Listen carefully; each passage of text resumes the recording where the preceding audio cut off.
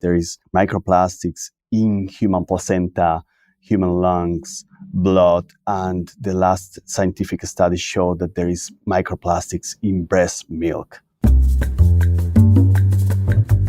Welcome to Global Dispatches, a podcast for the foreign policy and global development communities and anyone who wants a deeper understanding of what is driving events in the world today. I'm your host, Mark Leon Goldberg. I am a veteran international affairs journalist and the editor of UN Dispatch. Enjoy the show.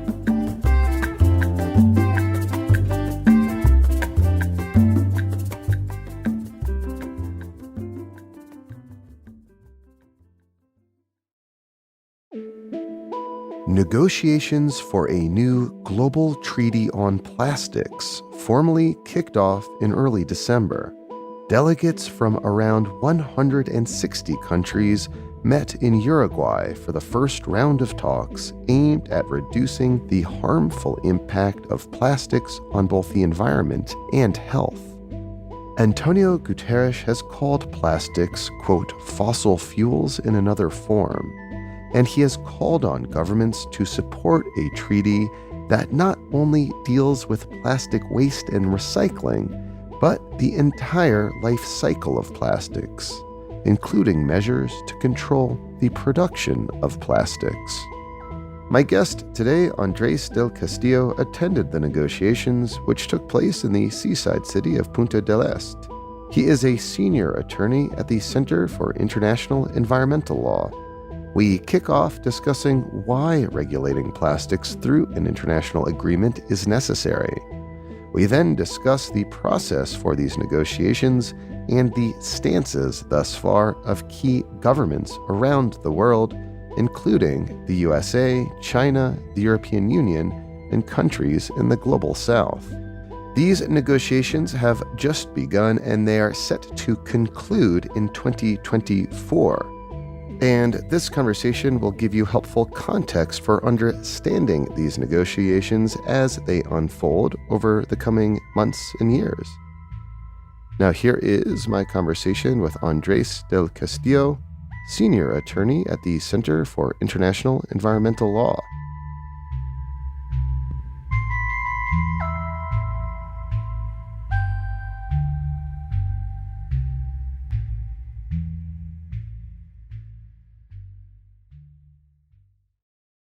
Can I just have you make the case for a plastics treaty? What is the harm from plastics and why is international cooperation required to mitigate that harm?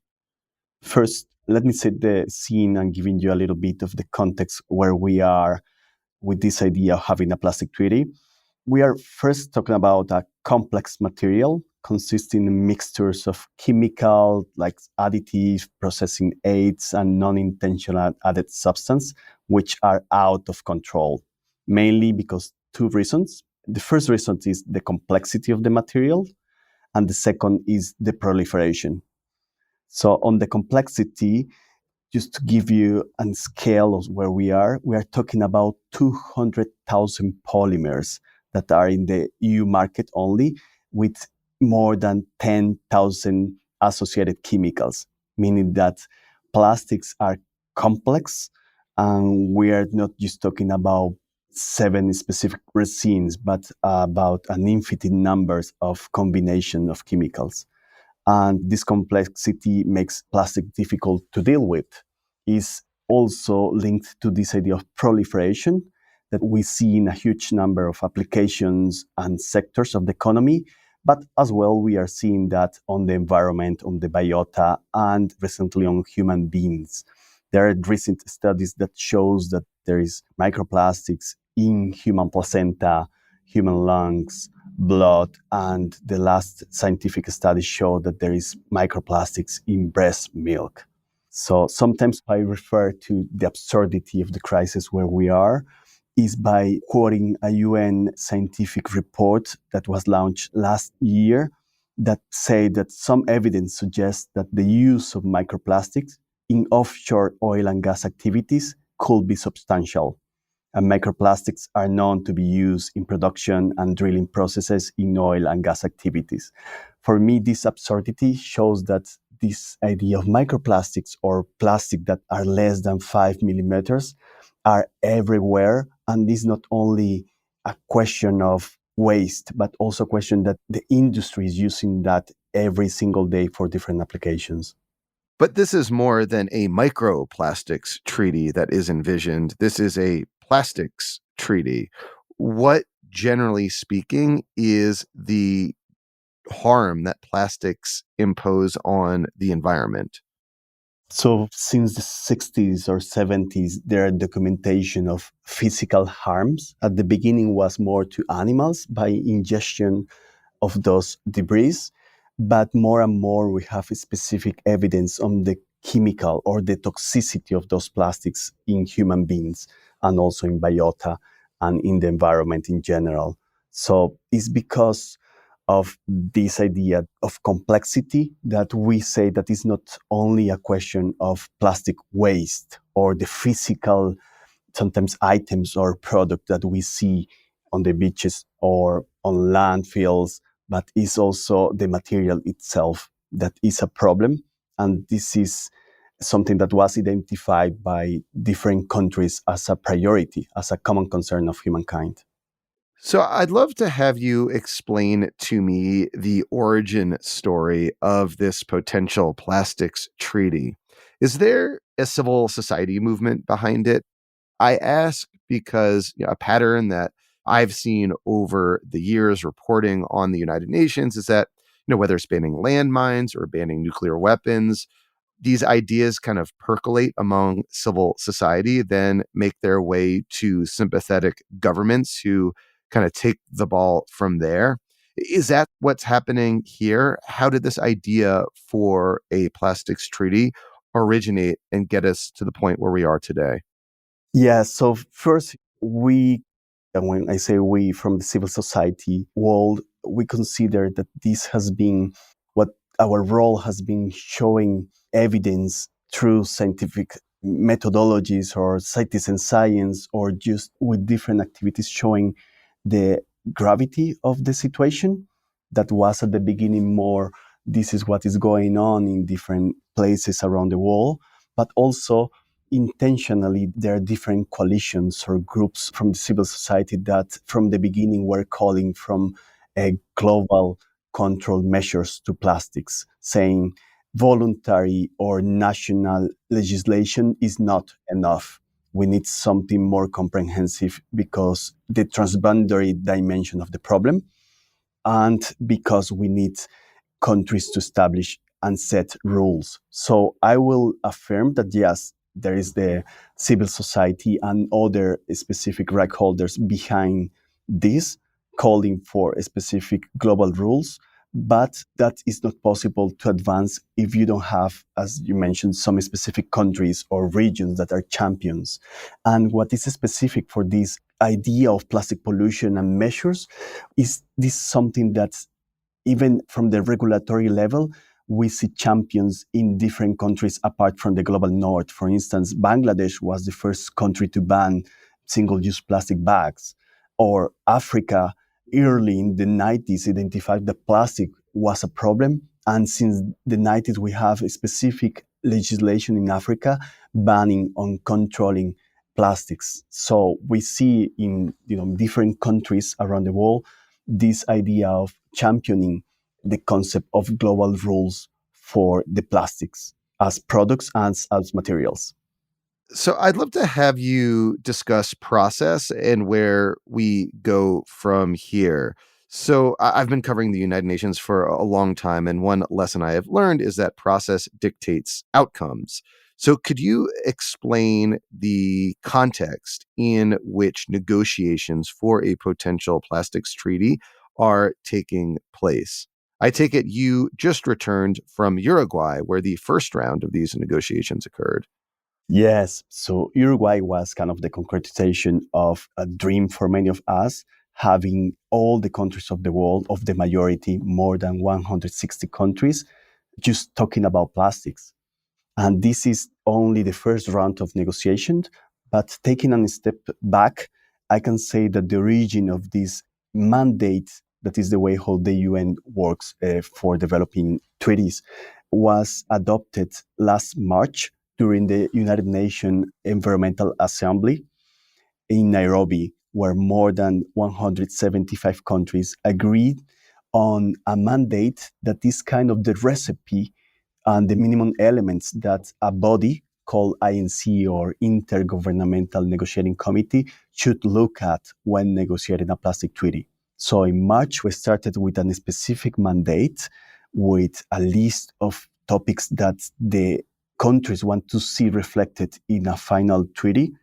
But then they also clarified that we have a deadline to finish the discussions at the last part of 2024 with a potential diplomatic or plenipotentiary conference. That is the conference that closed the meeting for adoptions by different countries in early 2025. So the rules and the recipes and the ingredients for making this treaty were given at UNEA. Then the mandate clarifies that we need to have a specific meeting on preparations for the negotiation itself. And that happened in June in Dakar, Senegal, where countries met to kind of set the rules of the game, called rules of procedures, and set also specific logistic and administrative matters. Then at Uruguay, we touched on both procedural issues last week, but also on substantive issues that will be discussed along these 2 years on the plastic treaty. So essentially, the meeting in Uruguay was the kickoff for a substantive negotiations leading to one kind of big conference that'll happen sometime in 2025 to hopefully adopt some sort of international mechanism, potentially a treaty on controlling plastics. So, say it's 2025. What would, in your mind, as an advocate on this issue, a maximally ambitious plastics treaty look like? What would it cover? What would it compel governments to do? Well, the good news is already in the mandate that I was referring, given by UNEA, you have specific elements and kind of the scope of the agreement that is to cover the full life cycle of plastics. And this can sound tautological, say full life cycle, but it was necessary to understand that the problem of plastics is not only a problem of plastic waste, but a problem with the whole life cycle of plastics as a material. Like the development of plastics itself requires a lot of fossil fuels, for example, Is and that the idea is a treaty should not just deal with better ways to recycle or reuse plastic, but indeed how to construct plastic in a more environmentally conscious way. Exactly. You said right. What we use at international levels as argot is upstream, midstream, and downstream stages of the life cycle. And on the upstream part, that is the really beginning of plastics, what we expect for the treaty is recognize that plastics life cycle starts at extraction point. And so far, 99% of plastics are made with fossil fuel. But in the future, consider that the treaty is a long-term policy that will also be the ideas that cover also agricultural feedstock, for instance. So we call this first stage sourcing, meaning extraction, but also cultivation. And this is a specific recognition. Doesn't mean that that will be a priority for the next rounds of negotiations. And on the priority, what we want to see, of course, is a specific common objective that includes not only the environmental aspects, but also the human health and human rights aspect of the problem that need to be addressed through this mechanism. And this is mainly where we are advocating for is more upstream measures, meaning reduction of production of primary or virgin plastics that needs to be a mean to achieve an end, that is end plastic pollution, right? But we don't see reduction only as a consequence of different policies, but as a mean. And for reduction, we need to talk about caps on production on plastics, then also on moratoria on new facilities or even on the expansion of existing facilities, petrochemical facilities that produce plastics, and also a reduction on fossil fuel subsidies and banning specific types of plastics to us. Those are the reduction measures that we consider as means for the upstream part. Then, of course, we have other specific aspects to cover that is not only the polymer or one of the main materials for plastic, but also the additive and the toxicity of those additives, meaning there are chemicals of concerns, harmful, hazardous, dangerous, also persistent organic pollutants that need to be controlled through this mechanism. And finally, the midstream part that is more related to the design of plastic as a material, right? What need to be included or content, and the design of products, and how much recyclable material need to be used, and rules of no enter to new plastics without data into a market. So it's a principle that comes from the European Union regulations on chemicals: no data, no market. Meaning, if you want to put something into the market, you need to show and to be transparent and to share the information that the product over the material is safe for consumers and for industrial use.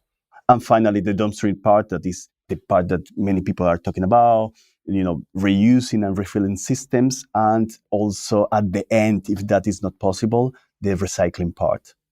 So I take it there is a quote high ambition coalition of countries that broadly subscribe to this maximally ambitious idea of a plastics treaty that encompasses the entire life cycle of plastics. What countries are in that coalition and how are they approaching negotiations thus far? This is a first move that was led by Norway and Rwanda when the mandate for the negotiation was adopted, and was to create an ambition coalition. So far, there are 55 members of that coalition, including the European Union members, more than 9 countries from Latin America. We have seen how Latin America is a champion region for the plastic treaty. But also there is a phenomenon, if I'm not wrong, there is some countries that we don't consider as high ambition, but are entering into the high ambition coalition because what they aim is to have something ambitious, but the question is how they are going to concretize that with the specific policies and proposals. So far, they have been shown that they want to end plastic pollution by 2040, and they say that already the date is ambitious, and they want some specific measures to be taken more top down, meaning control measures at the global level that will influence what happens at the national level. So this is where we are with this high ambition coalition. So that's a significant number of countries. And you said it includes all of the European Union that are seeking this more expansive view of a plastics treaty. What is the position thus far of the United States and China, which I take it are probably two of the larger international producers and consumers of plastic products? So for the United States and China, what we see is that they're really interested in the topic. And we can measure that by just saying the number of delegates or negotiators that were present at the first round of negotiations or first INC in Uruguay. China sent 24 delegates, and the US sent around 30 delegates for the negotiation. This is an indication of how interested they are in the topic. But when it comes to the concretize the idea of how the treaty will work, we see on the US a lack of ambition in some specific parts, meaning they want to privilege Paris Agreement style for this plastic treaty, meaning that it will depend on national circumstances and on national capabilities and on national prerogative the way how countries will address this crisis. So just to emphasize that point, The Paris Agreement model is distinct from a treaty. The Paris Agreement is a political agreement, the core of which includes voluntary actions taken by each country that is part of that political agreement. It is not a treaty, which is a legally binding agreement. Countries legally agree to take certain actions as opposed to voluntarily agree to take certain actions. And it is the United States' position at these early stages that they would prefer to see at the end of negotiations, not a draft treaty, but a draft political agreement encouraging countries to take certain steps within their national borders. Exactly. What they are trying to put forward is this idea of having national action plans as the backbone of the plastic treaty, meaning, in few words, a Paris Agreement style where you have national determined contributions, and then they also are asking for specific monitoring and transparency measures. But so far, we don't see the point of meeting and spending thousands of millions of dollars to talk about voluntary measures, because this is what we have right now, right? We have many national action plans, but it's not working. So I guess I, to a certain degree, understand America's point of view here, just knowing what I know about American politics. It is exceedingly unlikely that if at the end this plastics treaty is opposed by the plastics and petrochemical industry, that you will have the sufficient two-thirds majority of the US Senate vote to ratify this treaty. So it's one of those treaties that could be out there, as there are many, that the United States might never, ever ratify. So, like, what's better here? Having the United States sort of agree to voluntary contributions, or having a treaty that the United States lives outside of? This is a good question that we were trying to deal with during the first round of negotiation, and this idea of flexibility, right? That we find flexibility features not only in the Paris Agreement style, and apart from national politics, where we think that the US, even if we have a Paris Agreement style, will be unable at the internal level to adopt and ratify this treaty. We see also this idea behind of countries trying to say, let's go for something more global. But if the US is not member, or not only the US, but other countries that are more alienated with fossil fuels, lobby to have other tools. For instance, Mexico put forward as one of the tools that need to be included in the plastic treaty, a clause of parties, non-parties, similar to what we have under the Basel Convention, meaning that even if a country doesn't ratify or is not part of the treaty, they will be affected because they can't trade or be in negotiations with the parties of the treaty without complying with the safeguards or provisions of the treaties. So this is also a feature that has been used and put forward as a way to say, well, if the US is not part of the treaty, at least they will be affected by. And this is the case of the Basel Convention, where the US is not a party of the treaty, but there are effects that affect them. What is the Basel Convention? Is the Basel Convention on transboundary movement of hazardous waste and other waste, and is a global convention mainly on chemicals that is ratified by almost all the countries from the United Nations, minus the US and Haiti and Sudan. And how currently is the US existing outside the Basel Convention impacting America's ability to interact with countries that exist within it? Just to see how listeners can view this as a potential model for future plastics treaty. Yes, we saw it already in 2019 when it was adopted a specific amendment or modification of the Basel Convention to include plastic waste and classify certain plastic waste as hazardous. And what that happened at the end was an amendment to control plastic waste that before 2019 was not a part of the scope of the convention. And now, if there is parties that want to export plastic waste to other parties, they need to apply the prior and informed consent, for instance. And this is something that has been modified of that convention. And even if the US is not part of the convention, that affect them because all the parties that the US wants to enter into negotiation with them need to pass a specific agreement with the same safeguard of the Basel Convention. So this is the case, for instance, the US and Canada pass a specific agreement on the exports of plastic waste in 2020 or 2021, trying to comply with these Basel Convention rules.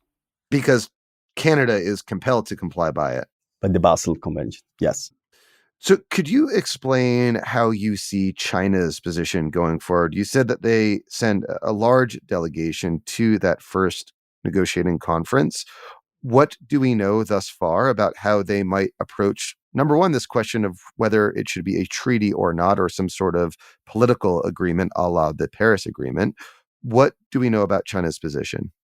First, we know that the question of plastic pollution is high on the agenda of China. We know that because in 2018, they passed an internal or a national law called the National SOAR, where they ban the import of plastic waste into mainland China. And this has been an accelerator or a driver of what we see today as a phenomenon that is understand that China receives almost 50% of plastic waste from the world until 2018, when they banned the imports of plastic waste. So we saw many countries under many people from understanding that the way how they were trying to recycle and sorting different plastic waste is not working because many of the products were sent abroad, mainly to China, for disposal or recovery activities in China. So China, under environmental grounds, banning the import of plastic waste in 2018. So there is an interest on China to work on that. We know also that the National Action Plan of China for Human Rights includes this idea of agroplastics and how to deal with that for soil fertility too. And also the World Trade Organization, China, together with Fiji and 75 countries, are leading a specific initiative called Dialogue on Plastic Pollution. So it's not only the UNEA scenario where China has been present or active, but it's another scenario where China has been demonstrating that this is high in their agenda. Now, on the negotiation of the plastic treaty, is the first time that China is sending delegates in person for this negotiation. For instance, when the mandate was adopted, China was really active, but remotely because of their internal policy regarding COVID. But this time, the negotiators, they were putting some specific language or some specific ideas over the counter. For instance, this idea of let's have all the elements before we end discussions. But also we can see that China was trying also to open the rules of procedures that establish a specific mechanism for voting, and they were trying to push for a consensus-based negotiation. That's interesting. So they are engaging procedurally and to a degree substantively as well. So we are speaking just a few days after this first round of negotiations concluded.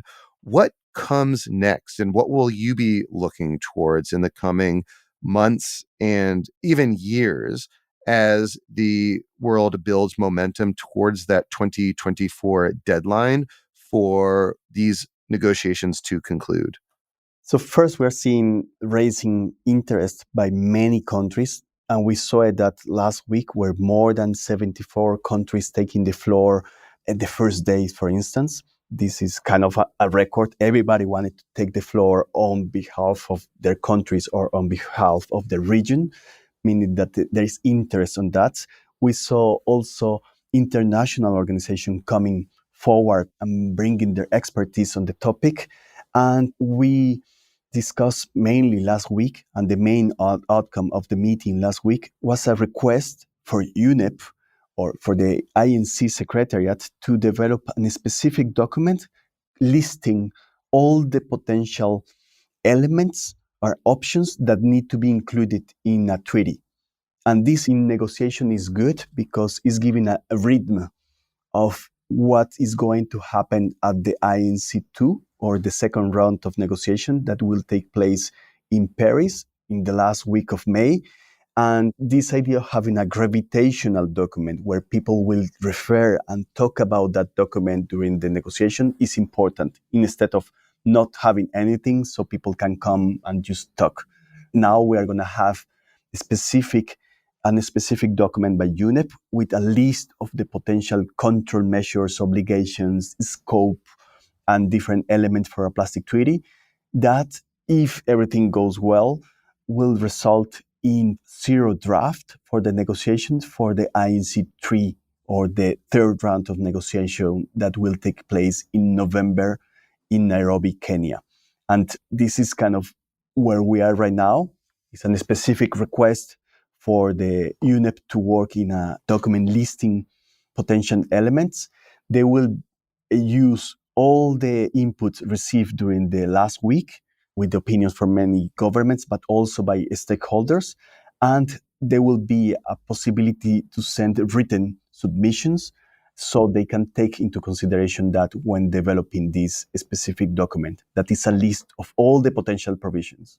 And just to be clear, UNEP is the United Nations Environment Program, and you are saying that basically negotiations in these first two rounds are kind of building up towards what's called a zero draft in these situations, basically a very rough draft of a potential treaty or outcome document of some sort. And that's what you're looking out towards in the coming months. Exactly. This is where we are right now. And of course, will be intense the next 2 years because we all know that the topic is complex and the task is difficult. So we will see many intersessional discussions or discussion that happens outside this formal round of negotiation scheme where countries by region or by alienation will come together to start developing and concretizing what they want to see in a plastic treaty. All right. Well, Andres, thank you so much. Thanks to you, Mark.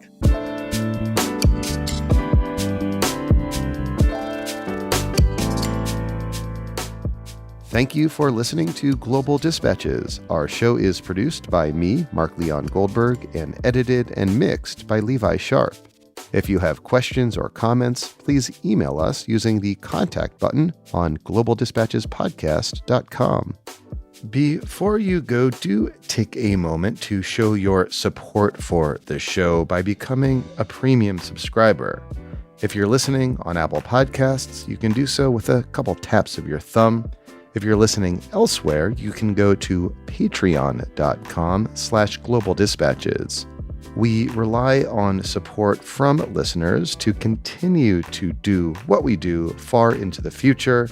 And by becoming a premium subscriber, you will unlock access to our entire archive of hundreds and hundreds of episodes. Please rate or review the show on Apple Podcasts.